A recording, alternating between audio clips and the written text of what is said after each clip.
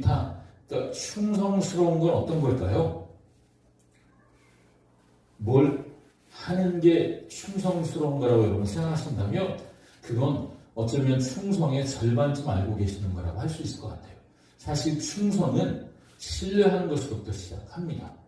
여러분, 내가 신뢰해야 그 신뢰하는 대상을 향해 내 마음을 열거든요. 내 마음을 열어야 그 신뢰하는 대상에게 성실하게 반응하며 살아갈 수가 있어요. 제가 먼저 나누고 싶은 것은 하나님은 사람을 찾으신다는 거예요. 골리앗이 전쟁터에 다윗이 간 그날 처음 나온 건가요? 아니요. 아니잖아요. 그렇죠? 골리앗은 이미 있었어요. 그렇다면 뒤집어 생각해보자면 다윗과 같은 사람이 나타나기를 하나님이 매일매일 기다리신 거죠. 그 전쟁터에 다윗과 같은 믿음으로 나는 만군의 여호와의 이름으로 너에게 나아간다. 이렇게 믿음으로 고백하고 나아갈 한 사람을 우리 하나님은 매일매일 기다리셨겠죠. 그런데 이것은 다윗에게만 제한되는 것은 아닙니다. 하나님도 똑같으신 분이신 거죠. 하나님도 온 땅을 감찰하시면서 지금도 찾고 계십니다. 어떤 사람을요? 충성된 사람을 살펴보고 계세요. 충성이란 뭐냐 하면 피스토스라고 하는 헬라어를 씁니다. 그런데 이 피스토스라고 하는 헬라어의 이 충성이라는 말은요, 똑같은 피스토스가 문맥에 따라 우리말 성경에 문맥에 따라 한 단어가 쓰였거든요. 피스토스라고 쓰였는데 어떤 문맥에서는 이거를 믿음이라고 번역해요. 어떤 문맥에서는 충성이라고 번역했어요. 그러니까 똑같은 단어예요. 피스토스라는 단어를 믿음이라고도 번역하고 그리고 충성이라고도 번역을 합니다. 그러니까 성경이 말하는 믿음, 성경이 말하는 충성은 믿음과 충성은 연결되어 있다는 거예요. 한 가지 중요한 수동태로 쓰일 때 그 충성의 중요한 의미 하나는 뭐냐면 설득당한다 이런 뜻이 있습니다. 하나님은 우리를 설득하시는 거예요. 그래서 믿어야 할 이유와 의미를 우리에게 깨닫게 해주시는 거죠.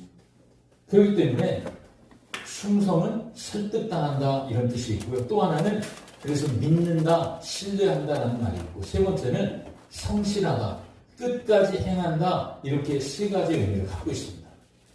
그래서 첫 번째 충성이란 뭐냐 하면 설득당하는 것입니다. 그러니까 하나님의 말씀을 듣고 그리고 그 말씀을 듣고 나서 내 안에 믿음이 생기듯 그 말씀을 듣고 나서 내 안에 충성의 태도가 나오기 시작한다는 것이죠. 말씀을 듣고 그 안에 순종하는 것처럼 우리가 말씀을 듣고 충성의 태도가 나오기 시작합니다. 충성을 생각할 때 충성은 하나님이 하라고 하신 그 일을 하는 것입니다. 하나님이 하라고 하는 말을 하는 것입니다. 자, 여러분 충성의 시작이 어디에서 시작되는가를 우리가 볼 수 있습니다. 충성은 그 마음으로부터 시작된다는 거죠. 충성은 그 사람의 행동으로 어쩌면 표현될 수는 있겠죠. 그렇지만 행동으로 충성이 평가되는 것이 아니라 이미 그 마음에서부터 시작되기 때문에 하나님은 충성스러운 삶의 태도를 어디서부터 보시는 거예요? 마음으로부터 보시는 거죠. 자, 이제 우리가 함께 생각하려고 하는 것은 그러면 어떤 방식으로 충성해야 할 것인가? 제가 몇 번 반복해서 말씀드린 것처럼 하나님 우리에게 충성하라고 하는 일은 작은 일입니다. 이 작은 일은 어쩌면 우리가 생각하기에 작은 일일 것입니다. 여러분, 우리가 생각하기에 작은 일은 우리가 이 일에, 우리도 모르게 이 일의 가치를 우리가 매깁니다. 그래서 이 일의 가치를 매기고 우리는 이 일의 등급을 매겨요. 그러니까 큰 일은 중요한 일이 됩니다. 작은 일은 중요하지 않은 일이 됩니다. 그런데 하나님이 보시기에는 전혀 다르다는 거죠. 하나님의 기준으로는 그렇지 않다는 거예요. 그래서 하나님이 주신 기준에 맞게 우리가 충성할 필요가 있는데 하나님 주신 기준은 뭐냐 하면 우리가 작은 일이라고 생각하는 그 일에 하나님이 어떤 평가를 내리시느냐가 충성됨과 그렇지 못함을 가릴 수 있다는 거죠. 또 하나는 맡은 일입니다. 작은 일에 충성해야 되고요. 우리는 맡은 일에 충성한 사람이 되어야 합니다.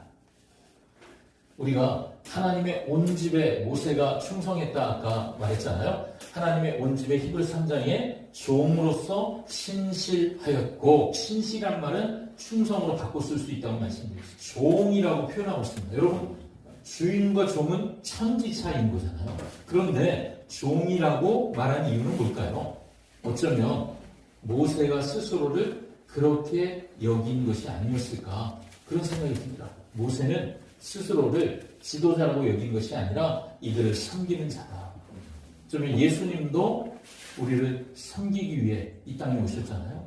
모세도 예수님도 맡겨진 일, 그 맡은 일에 충성스러움의 모델이 되실 수 있는 분들이죠.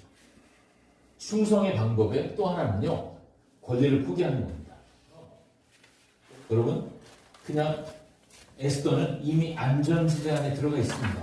거기 가만히 있으면 그는 호의호식하면서 그렇게 살아갈 수 있었지만, 고대 왕궁 안에서는 왕은 독살당하고 암살당하는 일이 너무 흔한 시절이라 왕의 허락 없이 왕 앞에 나아가는 건, 그건 죽음을 각오하지 않으면 안 되는 일이었다는 걸 여러분 아시잖아요. 뭐 이 정도면 충분해라고 하는 그 삶의 자리, 순간에 만족할 수 있죠.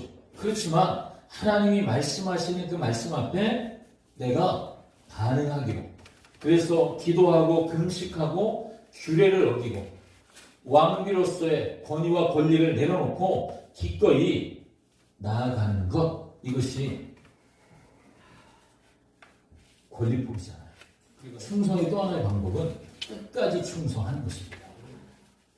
바울이 고백을 할 때, 물론 이때는 자유인의 신분이었습니다. 그럼에도 바울은 지금 예루살렘으로 올라가는 길이었고요. 그리고 그를 기다리고 있는 것은 감옥이었고, 그리고 그때부터 그는 주의 삶을 살기 시작하죠.